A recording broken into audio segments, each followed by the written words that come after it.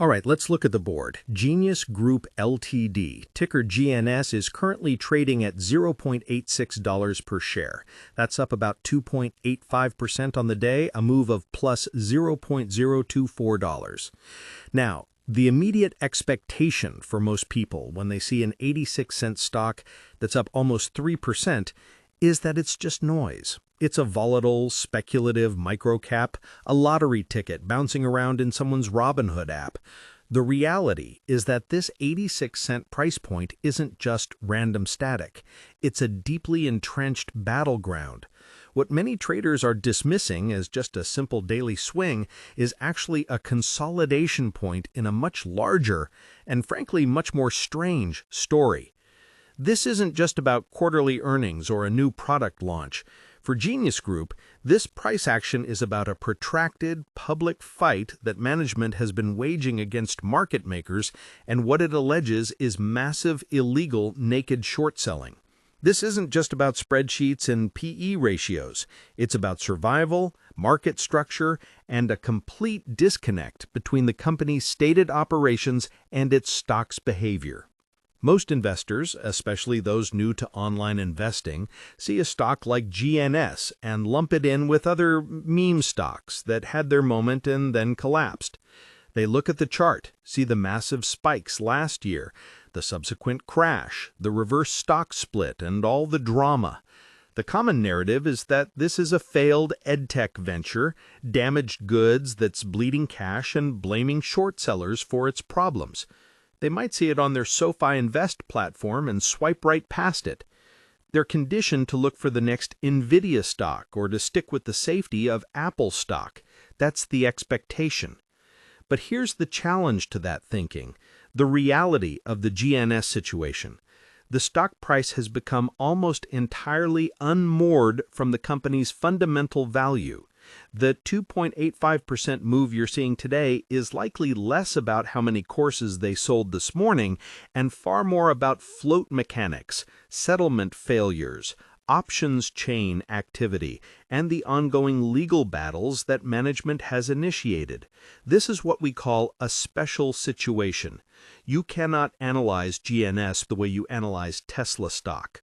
You can't just plug it into a standard intelligent portfolio or a Schwab Intelligent Portfolios robo-advisor and expect a meaningful output. Those tools are built on fundamentals, on historical data, on predictable correlations. GNS is trading on an event path, a legal one. This is a structural play, not a fundamentals play, at least for this moment. Let's dig into that recent action. This 2.85% move today is happening on what is, historically speaking, for GNS, relatively moderate volume. It's not the 100 million share plus days we saw during its major squeezes. This suggests the current move isn't a massive retail-driven frenzy. It's more like continued positioning.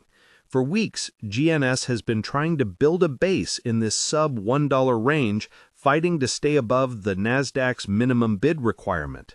Its inability to break significantly lower, despite the overwhelmingly bearish sentiment and the fundamental headwinds, is telling.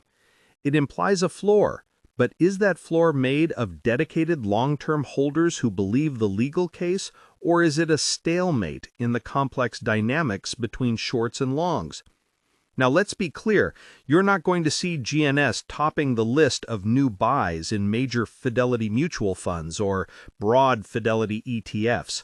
This is not the kind of stock a conservative Fidelity wealth management advisor who's carefully building out Fidelity IRAs for retirement is going to be recommending. That's not its purpose. However, if you look at the institutional holdings, the type of involvement is what's interesting. You'll find smaller, specialized funds, perhaps those focused on event-driven or special situation investing sites. They're not buying it for the EdTech model. They are taking a position on the potential outcome of the market structure fight. This is a binary bet. We absolutely must talk about the elephant in the room, the short-selling saga. Management, led by CEO Roger Hamilton, has been exceptionally vocal, which is rare. They've initiated investigations, hired law firms, filed lawsuits, and are actively pushing for regulatory action regarding naked shorting. The expectation from skeptics, and it's a reasonable one, is that this is all just noise. It's a classic playbook. When a company is failing, blame evil short sellers for its poor performance. But the reality is that they have produced evidence, at least evidence they've shared publicly, of significant failures to deliver and trading anomalies that are hard to explain. This isn't just a vague theory. It's a documented, specific claim. The current stock price at 86 cents reflects a market that is betting heavily that nothing will come of it. The entire bull case, the whole reason this stock has a community around it, rests on the idea that something will. This is the core tension. This is why a simple self-investing approach doesn't work here. Many active traders are watching the GNS Level 2 data on platforms like Interactive Brokers. The Interactive Brokers trading tools, which offer much more depth than a basic Robinhood stock trading interface, show the bid-ask spread and the size of the orders. The fight for every single penny is visible in real time. This isn't like buying a blue chip through your Fidelity brokerage account and planning to hold it for 20 years. This is active, high-stakes speculation. Even a massive firm like Fidelity, with its comprehensive Fidelity trading platform, categorizes this stock as high risk. This kind of investment is not for the faint of heart, and it requires a different kind of investment help, one focused on technicals and legal proceedings. Let's expand on that. Following the 1-for-40 reverse stock split earlier this year, the stock had an initial pop, as splits often do, but has since bled back down. This is a common pattern. Reverse splits are often seen as a last-ditch effort to regain NASDAQ compliance. But with GNS, it was also explicitly tied to their plan to spin off Enterprise Resorts, ERL, as a separate entity. A move they claimed was designed to trap short sellers by creating an undeliverable dividend. The expectation was that this corporate action would create chaos, force a buy-in, and trigger a massive squeeze. The actuality so far has been much less dramatic. The stock is still trading.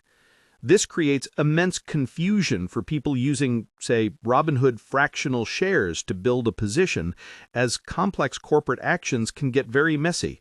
This isn't as simple as buying Robinhood crypto. It requires a deep understanding of market plumbing.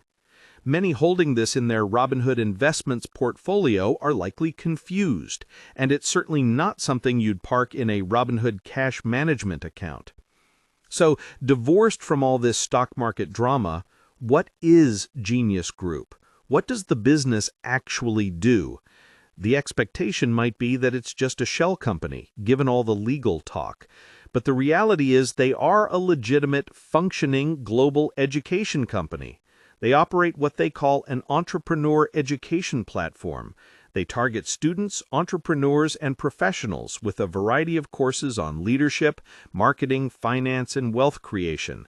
They've grown primarily through acquisitions, rolling up a number of smaller educational companies from around the world under one umbrella, like Enterprise Resorts, Education Angels, and the University of Antelope Valley.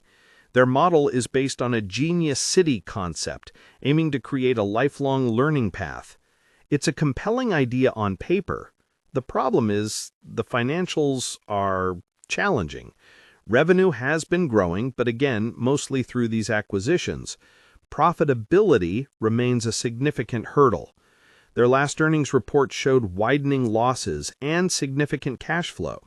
This is the central disconnect. The bulls point to the top-line growth, the global ecosystem, and the value of their platform. The bears point to the cash flow, the debt, and the fact that the underlying business doesn't seem to justify even its current meager market cap, let alone the squeeze prices that bulls are hoping for. This makes traditional analysis, say on the SoFi active investing tools, look terrible. You're looking at metrics that are all flashing red. It's not one of the clean SoFi stocks or SoFi ETFs that a SoFi robo-advisor would ever select. Your individual brokerage account is probably flagging it for volatility. This is why the choice of platform can matter. Someone managing their SoFi investing account might get basic news, but they may not get the deep SEC filing analysis needed to track this. SoFi is a great modern platform, but this stock is a true outlier. You need a platform that can handle this. An interactive broker's account is built for this kind of complex interactive broker's stock trading, giving you access to global markets, complex order types, and deep data, though their interactive broker's fees are structured for active traders. This is a different level of research than what you get from standard Fidelity Investments advisory. The tools on the Fidelity mobile app are robust, but GNS requires a specialist's eye. So looking ahead, what are the possible scenarios for GNS? This is where the expectation versus reality framework is most critical.